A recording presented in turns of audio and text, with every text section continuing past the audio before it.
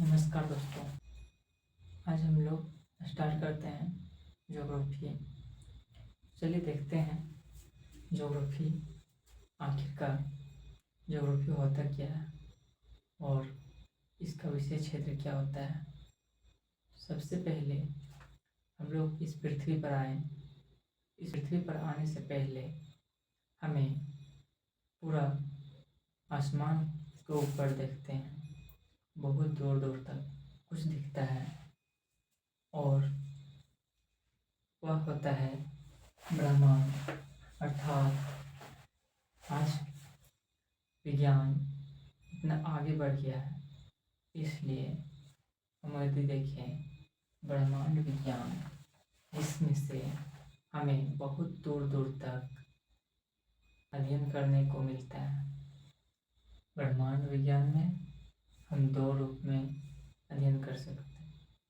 यदि हम अंतरिक्ष की बात करें और अंतरिक्ष के अध्ययन की बात करें तो उसके अध्ययन को हम खगोल विज्ञान में ज्ञान लेते हैं।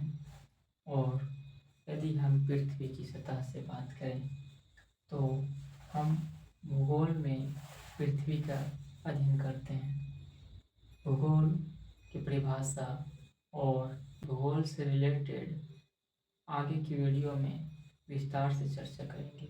अभी हम कुछ छोटी बातों में अर्थात शॉर्ट में यदि हम बोले भूगोल, तो भूगोल अंग्रेजी अक्षर जियोग्राफी से बना है, जिसका अर्थ होता है जियो प्लस ग्राफस, अर्थात पृथ्वी का अध्ययन। यदि हम बात करें पृथ्वी का अध्ययन में हम किन किन विषयों को शामिल करते हैं, तो हम देखते हैं दो रूप से हम भूगोल में पृथ्वी का अध्ययन करते हैं। पहला होता है विश्व का भूगोल अर्थात वर्ल्ड ज्योग्राफी।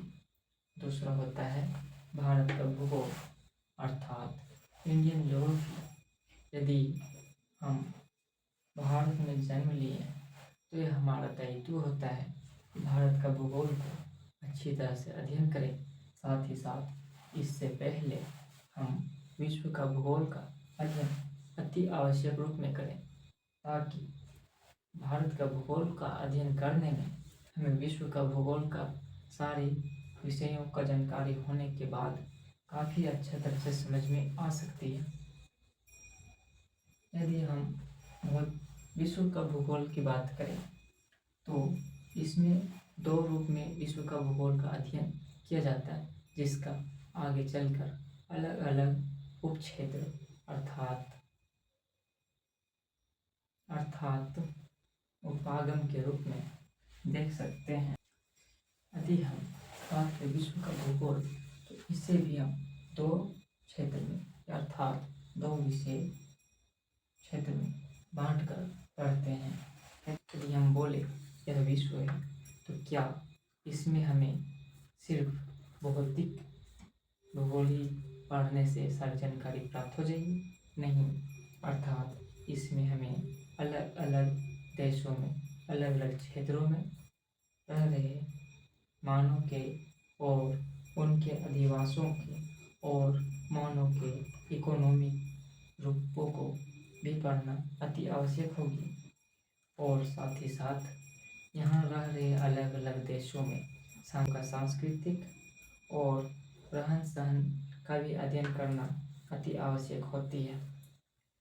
भौतिक भूगोल की बात करें तो भौतिक भूगोल में हमें स्थल मंडल, वायुमंडल, जलमंडल, जैवमंडल, हिममंडल आदि का अध्ययन करना पड़ता है। स्थल मंडल अर्थात भू आकृति विज्ञान, स्थल मंडल अर्थात पृथ्वी पर उपस्थित सभी देश, महादेश और यहाँ के भूभागों का अध्ययन करते हैं।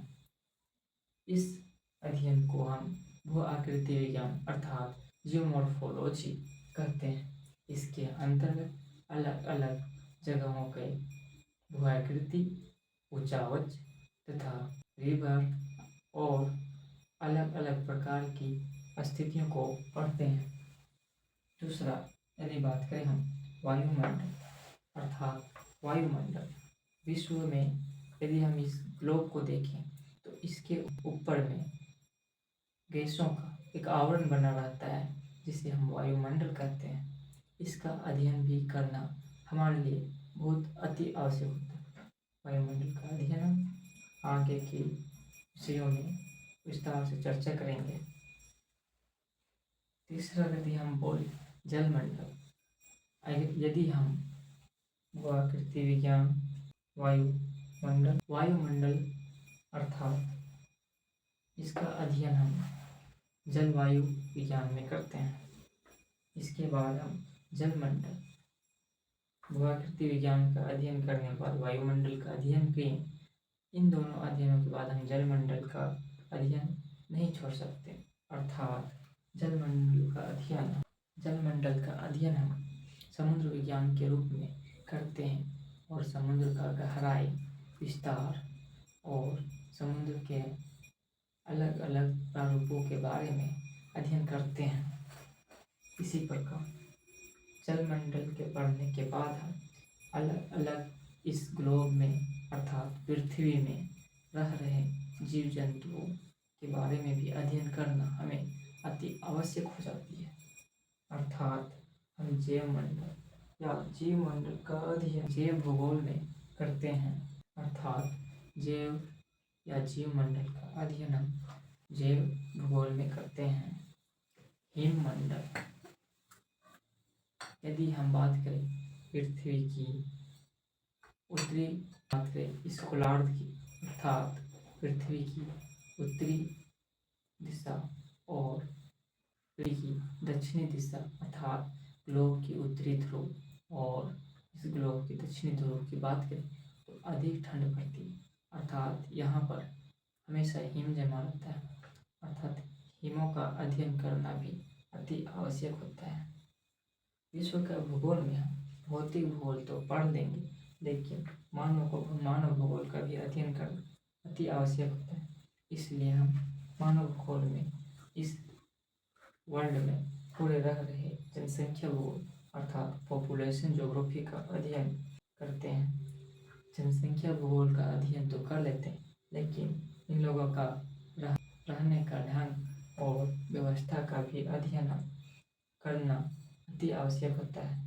अर्थात मानव भूगोल का दूसरा जो क्षेत्र होता है अधिवास भूगोल अर्थात सेटलमेंट ज्योग्राफी, अर्थव्यवस्था भूगोल, अलग अलग क्षेत्रों में अलग अलग जगहों में रह रहे मानव और अधिवास से मिलने वाली अलग अलग क्षेत्र में रह रहे मानव और अधिवासियों के अर्थव्यवस्था किस प्रकार से चलती है, कहाँ से व्यापार होती है, उसका अध्ययन हम अर्थव्यवस्था भूगोल में करते हैं।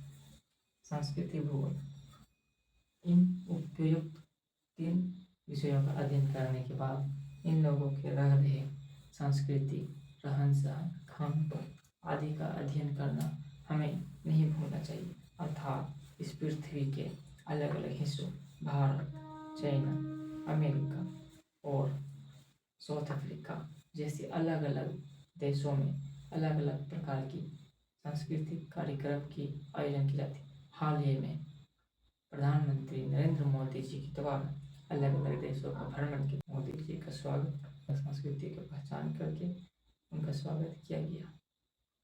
प्रकार से हम भारत का भूगोल का अध्ययन करना बिल्कुल भी नहीं भूलते हैं।